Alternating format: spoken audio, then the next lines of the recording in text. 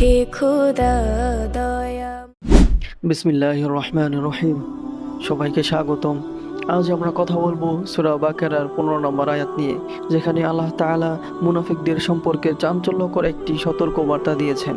এই আয়াতের বার্তা কি আমাদের বর্তমান সমাজের জন্য প্রাসঙ্গিক? জেনে নেওয়া যাক সেই আয়াত। আল্লাহ তাআলা বলছেন, আল্লাহু ইয়াস্তাহজিউ বিহিম ওয়া ইয়ামুদ্দুহুম ফি তুগয়ানিহিম ইয়ামাহুন।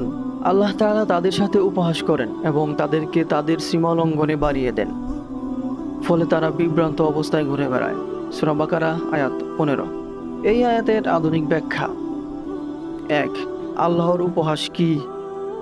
এখানে আল্লাহর উপহাস মানে শাস্তির একটি সূক্ষ্ম রূপ। যেমন আজকে অনেকেই সোশ্যাল মিডিয়ায় মিথ্যা ছড়িয়ে মানুষের আবেগ নিয়ে খেলা করে। আল্লাহ তাআলা তাদের সাময়িক সুযোগ দেন, কিন্তু এই সুযোগ তাদের ধ্বংসের কারণ হয়ে দাঁড়ায়। 2. সীমালঙ্ঘনে বাড়িয়ে দেওয়া। থিঙ্ক অ্যাবাউট কর্পোরেট আইডিয়াস বা জাল খবর ছড়ানো, ইনফ্লুয়েন্সার্স। আল্লাহ তাদের আরও বেশি গাফিলতির সুযোগ দেন, যাতে তাদের অহংকারই তাদের পতন ডেকে আনে। এটি মহান আল্লাহ সুবহানাহু ওয়া তাআলার নিয়ম। সুবহানাল্লাহ। 3. বিভ্রান্তিতে ঘুরে বেড়ানো। আজকে অনেকেই সত্য মিথ্যার পার্থক্য হারিয়ে ফেলেছেন। ফেক নিউজ, অন্ধ অনুকরণ, জ্ঞান ছাড়া মতামত ও এগুলো আধুনিক যুগের ইয়ামাহুন মানে বিভ্রান্তি। বর্তমান প্রেক্ষাপটে আমাদের শিক্ষা, ব্যক্তিগত জীবন আমরা যেন কখনো অহংকার বা মিথ্যার পথে না যাই। সোশ্যাল মিডিয়ায় শেয়ার করার আগে ফ্যাক্ট চেক, নিউজ চেক করি, ন্যায়ের পক্ষে দাঁড়াই।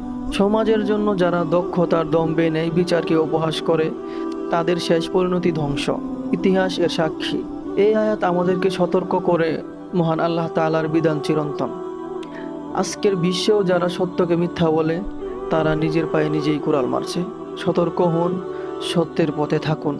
ইনশাআল্লাহ পরবর্তী ভিডিওতে আরও গুরুত্বপূর্ণ আয়াত নিয়ে আলোচনা করব।